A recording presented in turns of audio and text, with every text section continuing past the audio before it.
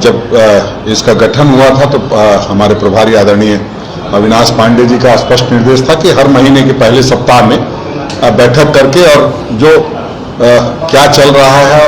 और किस एजेंडे पे हमको आगे बढ़ना है, तो एजेंडा था आज हम लोगों का सबसे पहले कि जो मांडर में चुनाव हमारी बिटिया लड़ रही है शिल्पी नेहा तिर्की, उसके लिए कैसे हम लोगों को वार रूम से लेकर के प्रखंड पंचायतों तक सबकी जिम्मेदारी लगानी है, उस पर चर्चा हुई है। सभी लोगों ने अपने महत्वपूर्ण सुझाव दिए हैं। साथ ही साथ जो हम लोगों को 9 अगस्त से कार्यक्रम करना है उस पर भी चर्चा हुई है और 11 से जो सबसे पहले 11 से 14 जून तक हम लोगों को सभी जिलों में वर्कशॉप करना है, कार्यशाला करना है, उस पर चर्चा हुई है कि किस तरह से प्रभावी तरीके से करना है ताकि जो उदयपुर में जो हम लोगों ने संकल्प शिविर में हिस्सा लिया और उदयपुर संकल्प शिविर का जो ऐलान है, जो एजेंडा है, उसको कैसे जिलों से लेकर के प्रखंड स्तर तक, बूथ स्तर तक पहुंचाया जाए, उस निमित्त कार्यशाला को सफल बनाने के लिए सारी चर्चा हुई है। हम समझते हैं कि हम लोग जो चर्चा किए हैं आने वाले समय में वो बहुत महत्व रखता है और हम लोग लगातार इस तरह बैठते रहेंगे। और ये एक बड़ी अच्छी बैठक थी कि कोऑर्डिनेशन कमेटी के लोगों ने संजीदगी से अपनी पूरी बात रखने का काम किया। 9 अगस्त को क्या कार्यक्रम? देखिए 9 अगस्त से हम लोग पदयात्रा करनी है, 9 अगस्त से 14 अगस्त तक। 15 अगस्त को हम लोगों को स्वतंत्रता दिवस के जो कार्यक्रम होते हैं उसको भव्य तरीके से करना है, तो उस निमित्त भी सारी बातें हुई कि कैसे रूट प्लान करना है ताकि हम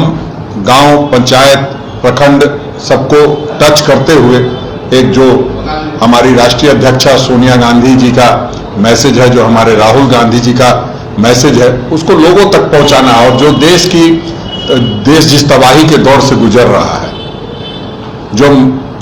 आप देखेंगे नफरत की दौर से गुजर रहा है, उसको कैसे सद्भावना में बदलेंगे, उस पर हम लोग वो पदयात्रा करेंगे। और निश्चित रूप से हम समझते हैं कि जो तैयारी है हम लोगों की, पदयात्रा में ज्यादा से ज्यादा लोग जुड़ेंगे। ये मांडर को लेकर आपने कहा कि वार रूम ये सब तैयार करके कुछ आप लोगों ने रणनीति बनाई है, कितने विधायकों को अलग अलग आप क्षेत्रों में बांटेंगे, आपके सांसद कितने रहेंगे,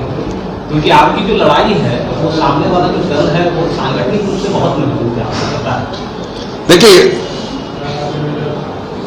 हम ये नहीं मानते कि वो सांगठनिक रूप से मजबूत है। अगर सांगठनिक रूप से मजबूत रहते तो जिस उम्मीदवार को इस बार उतारा है उसको 2019 में क्यों नहीं उतारा? क्योंकि उनको भरोसा था कि जो आज देव कुमार धान चुनाव लड़ रहे हैं वो पिछले वर्ष उनके कैंडिडेट थे। तो आप समझ लीजिए कि वहां सांगठनिक व्यवस्था उनकी पूरी तरह से ध्वस्त है।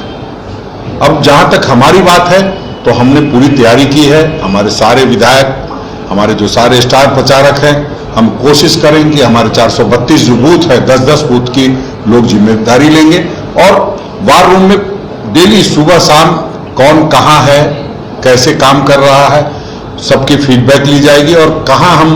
कहाँ तक पहुंचे हैं और जो पिछले चुनाव में कमजोर बूथ रहा है उसको हम कैसे मजबूती से साध सकते हैं, उन सारे विषयों पर चर्चा हुई है। आप जब चुनाव की प्रक्रिया शुरू हो चुकी है, आपको कल से दिखाई देने लगेगा कि हम लोग किस तरह से चुनाव में जुट रहे हैं। और हमारे सारे नेता, हमारे गठबंधन के जो नेता हैं आदरणीय हेमंत सोरेन जी, हम लोग उनसे भी आग्रह करेंगे कि जो भी उनको जितना समय मिले ज़्यादा से ज़्यादा समय हम उनका लेने का प्रयास करेंगे और जो वहाँ बड़ी सभा होगी उसमें उनको